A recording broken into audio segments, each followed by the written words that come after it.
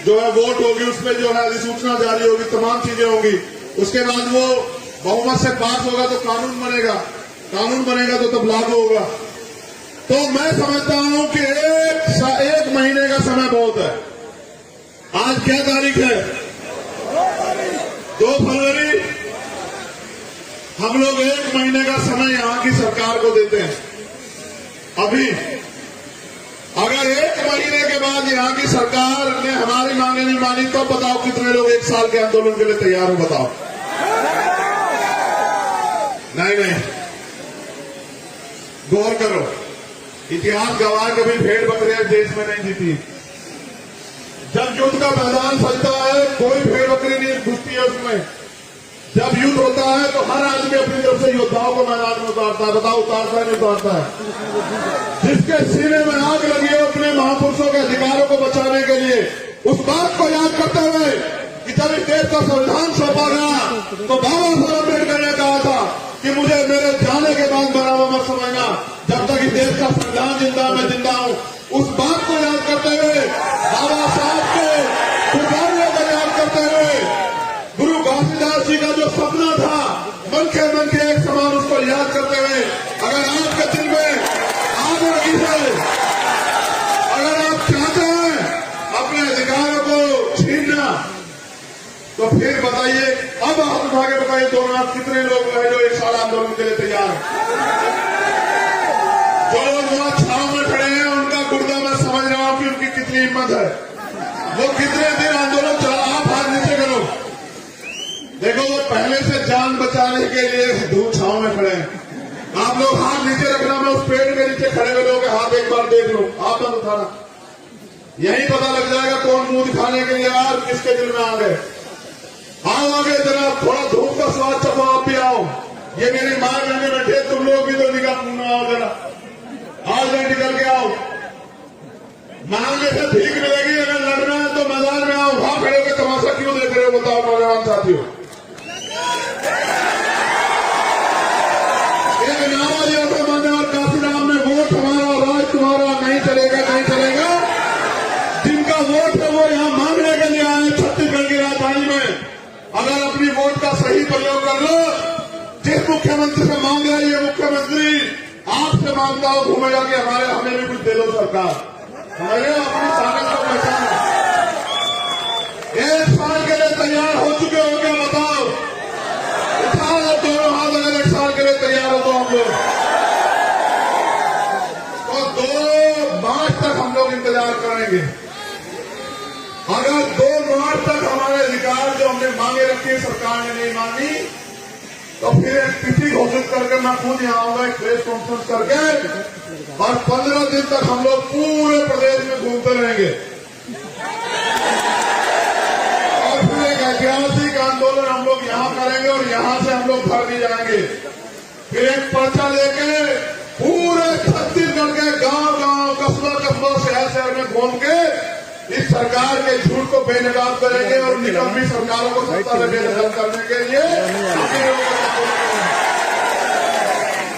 तुम मुझसे झूठा वादा तो नहीं कर रहे हो मेरे साथियों? बताओ, क्या तुम समाज के विश्वास के साथ विश्वासघात तो नहीं करोगे? बताओ, ऐसा तो नहीं होगा आज के आंदोलन के बाद आप घर में पड़ के सो जाओगे कि बस मुख्यमंत्री, ऐसा तो नहीं होगा?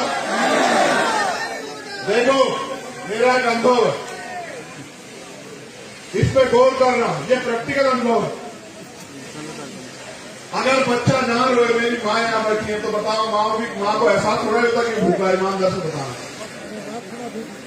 अगर बच्चा ना रोए तो माँ को एहसास होता कि भूखा है नहीं है? बताओ, जब वो रोता है तभी तो माँ को एहसास होता है भूखा है। अगर तुम अपने अधिकारों के लिए चिल्लाओगे नहीं, मांग नहीं करोगे तो इस सरकार को नहीं पता लगेगा आपको अधिकार चाहिए। सरकारें तो चंद लोगों की होती है, चंद लोगों के लिए काम करती, मैं पहले बता चुका हूं। ये भारत है, आजाद भारत।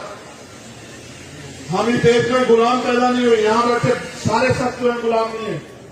गुलाम की गुलामी की सोच होती है। हम इस देश में हमारे बाबा साहब अम्बेडकर कह के गए कि जाओ अपनी घर की दीवारों पर लिख दो कि हम इस देश के शासक हैं। 75 साल हो गए, हमने अपनी दीवारों पर लिख पाए, न अपने दिल पर लिख पाए, और न ही हम शासक बनना चाहते। जो शासक बनना चाहते हैं उनके अंदर आग होती है। अगर वो आप छत्तीसगढ़ में जिस दिन लग गई जिलों में बहुजन समाज के लोगों में गारंटी से कहता हूं कि आपको किसी आगे हाथ नहीं फैलाना पड़ेगा। मेरे साथियों, मेरी बात को याद है।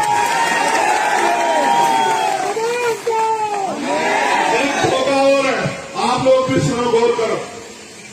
इन्होंने आज के लोकतंत्र को इस तरह से लूट लिया कि पैसे वाला ही राजनीति कर सकता है। आप ये बताओ, बाबा साहब अम्बेडकर ने कहा कि आज मैंने रानी का पेट चीर दिया, आज के बाद राजा आप बैलेट वोट से मत पेटी से तैयार होगा, यानी कि आप जिसको चुन के भेजोगे वोट के जरिए वो आपका नेता बनेगा, वो आपके लिए संघर्ष करेगा। इस मंच पे बैठे लोगों में क्या कमी है जब आप पूंजीपति लोगों को, पैसे वाले लोगों को नेता बनाते हो? इस मंच पे बैठे गए लोगों में क्या कमी है आप बताओ। ये पूरे 5 साल आपके लिए सड़कों पर संघर्ष करते हैं, हर कीमत चुकाने को तैयार है, जेल भी जा रहे हैं, मुकदमे भी झेले, लाठियां भी खा रहे हैं।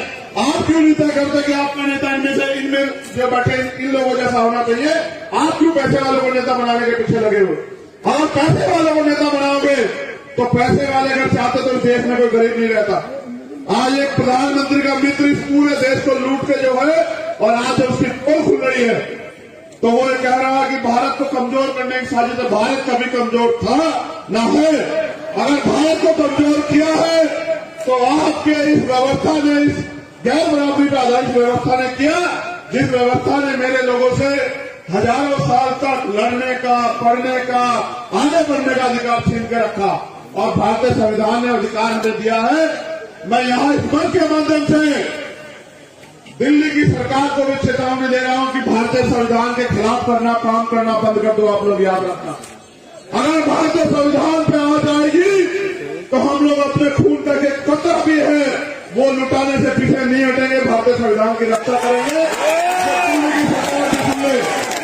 लेकिन क्या तारीख तय की है बताओ? इससे ज्यादा बात तो वीडियो भी होती। नहीं, एक की आवाज नहीं है तुम्हारी।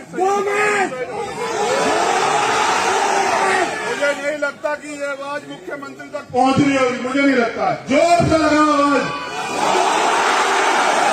हमारे आखिरी चेतावनी का क्या दिन है बताओ? छत्तीसगढ़ में क्रांति का क्या दिन है बताओ? तो सरकार याद रखे, इंटेलिजेंस के लोग बता देना कि 2 मार्च तक आपकी और 3 मार्च के बाद हमारी आर पार की लड़ाई लड़ेंगे सरकार के खिलाफ अगर हमारे अधिकार नहीं है। और अगर अधिकार दोगे तो जवान वाले तो भी आपका धन्यवाद जरूर करेंगे अगर आप हमारे अधिकार दोगे। राजनीतिक लड़ाई आपसे बाद में लड़ेंगे, आपका धन्यवाद देंगे अगर आप हमारे लोगों की मांग सुनोगे।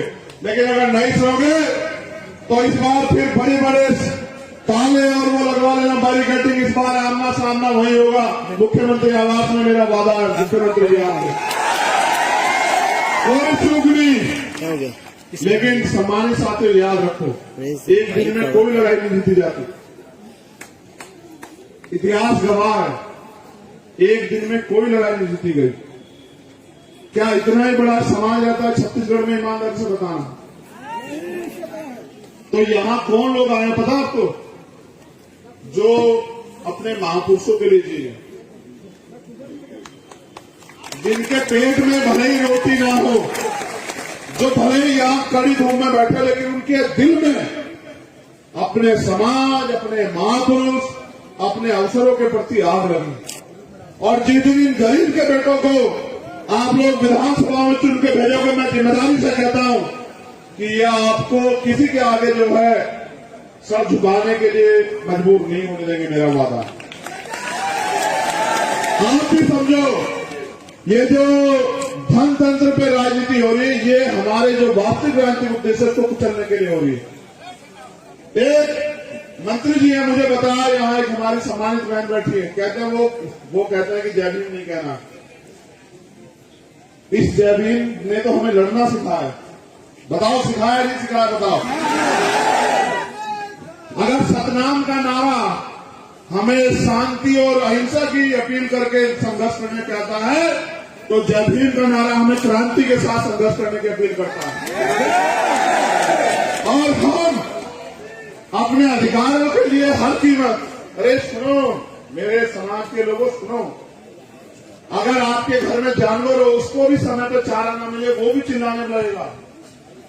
इस 75 साल के लोकतंत्र में चिल्ला नहीं रहे हो।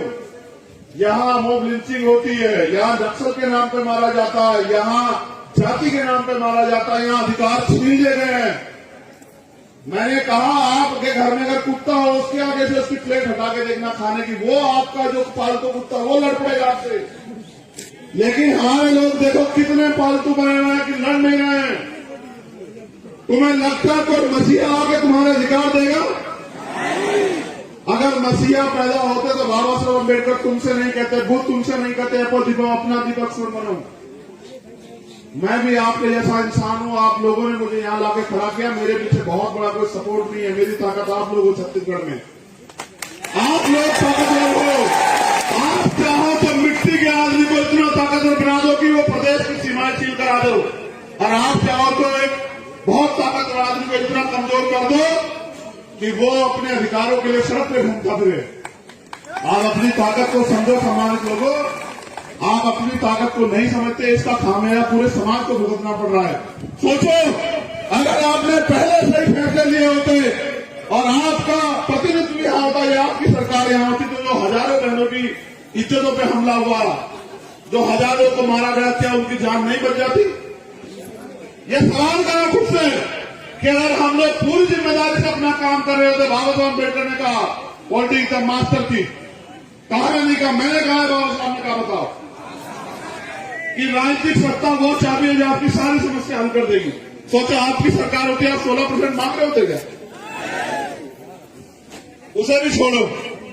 बाबा साहब ने कहा राजनीति में हिस्सेदारी न करने का सबसे बड़ा नुकसान ये है कि अयोग्य लोग आपके ऊपर शासन करते हैं। आप बताओ, आप पढ़े लिखे सड़क पे घूम रहे हो 2000, 4000, 10,000 का रोजगार मांगते हुए, और यहां बैठ के जहां रोजगार दे जाते वहां क्यों नहीं आना चाहते भाई?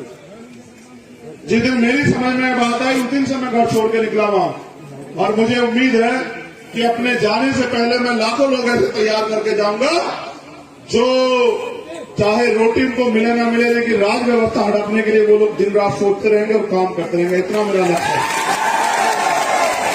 और एक प्रयास है कि बाबा साहब अम्बेडकर और माननीय काशीराम साहब के, गुरु घासीदास के जो अधूरे सपने हैं कि यहाँ जानवरों को भी सम्मान मिलता है, इंसानों को नहीं मिलता, उन पे भी हम लोग खड़े उतर पाए। अब हम लोग यहाँ की जो हमारी लीडरशिप है उनके